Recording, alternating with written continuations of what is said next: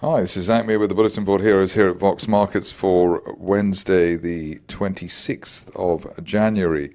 Starting off with 7 Digital, we're sort of second time lucky with that resistance line there from back in July, so we broke that at around zero point 0.5, a little rally there, but looks like we could have a proper move this time, a sort of V-shaped bull flag at the lows, which seems to work quite well. It worked yesterday on global petroleum, and that bullish divergence line in the RSI window, so multiple tests of that suggests that the momentum is building, and at least while we're above the 50-day moving average at zero point 0.5, we could head up to 0.83 initially over the next month or so, which is the falling 200-day moving average, best case scenario target here, up to 1.1 pence if indeed that post-October basing for the shares is the final support zone for the stock.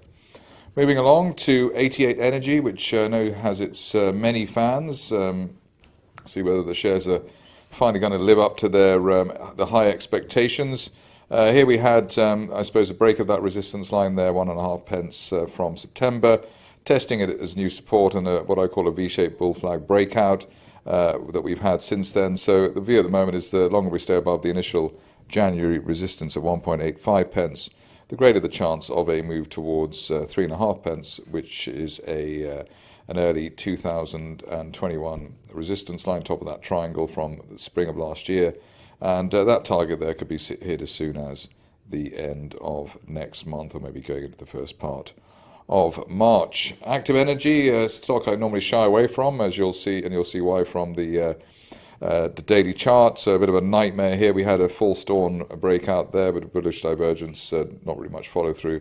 So just pushed through the 50-day moving average back in November. Maybe a second chance here with this bullish divergence line here, and the chance of maybe a break of the 0.2 area, taking the shares up towards the gap there from last month around 0.28. So if you're aggressive, then I suppose you'd be going in around current levels with a stop loss below 0.15 or 0.14. Otherwise, a break of the main 0.2 pence area could be something to look forward to on active. Moving along to a stock which is the other end of the spectrum, Beowulf Mining, which is just the battle here to try and work out how big the upside may be.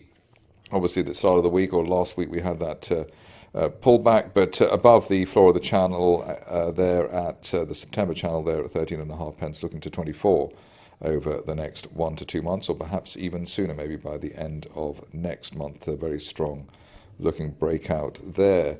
Saw somebody tweet about the following stock, which I think was quite an imaginative thing to do.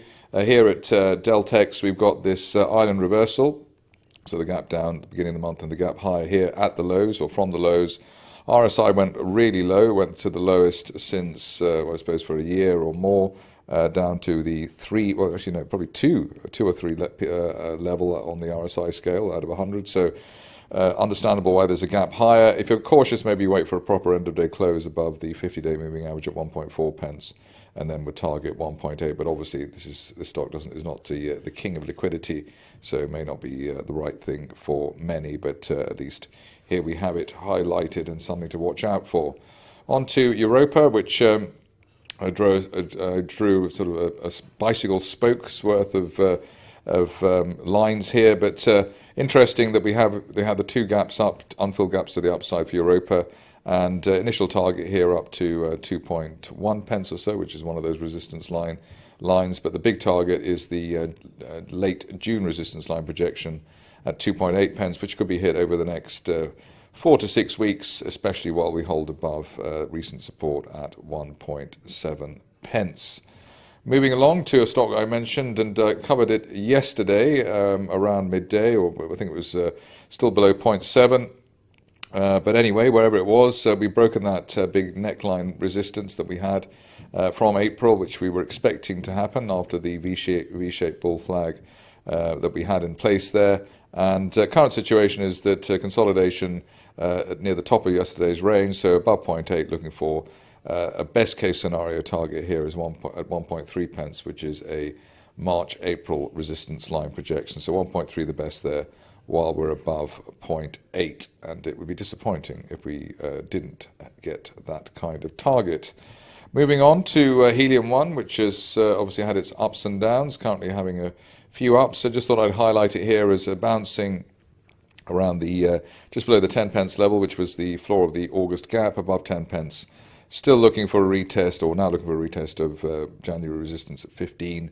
Best case scenario target up to around 20 pence at the top of the August rising trend channel. That's maybe a couple of months away, but I think the main plus here is if the shares remain above 10 pence. Moving on to a stock which I don't think I've ever looked at before, because I thought it was probably sounded rather boring, but I think it got a newspaper mention as well. With the chart here, it looks quite easy, which is normally not a good thing to say, but here we've got a situation where we've broken a line of resistance, which we did effectively at the beginning of the week, breaking that 50-day moving average as well at 422, and above that looking for a retest of the best levels of last year towards the sort of 560 area. Overall, the pattern here looking pretty strong in the sense that we've got a rising trend channel from back in April, heading towards £6.20, £6.30, and ideally that happens by the end of March.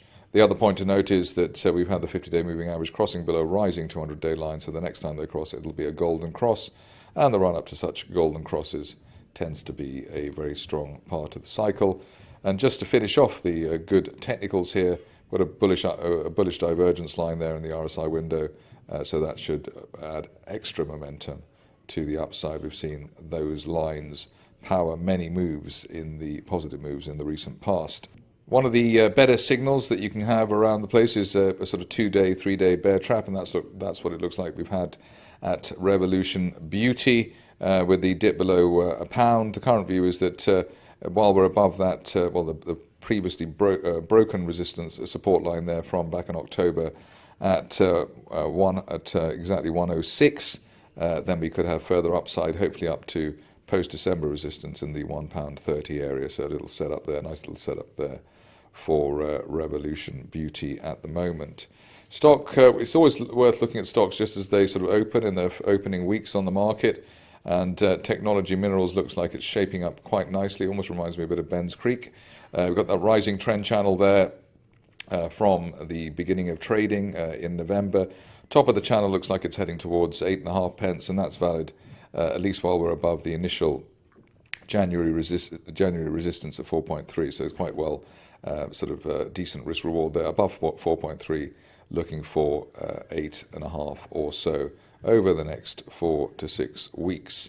Finishing off with Tower Resources, and here we're seeing there's two positive things. One is the end of day close back above the top of the bottom of the gap down that we had earlier in the month. We also had a key reversal higher yesterday, so that was a decent entry, I suppose, versus the open today around 0.28, something like that. What will be the next signal would be an end of day close back above the top of the gap there at 0.36, and that could then take us back towards the best levels of November, 0.5 pence plus over the next 4 to 6 weeks. So looking quite encouraging there. The other point to note is in the RSI window where we've got the lower low but the higher RSI trace, so that is actually quite impressive as well as a bullish divergence feature. That's it for me today. More updates tomorrow.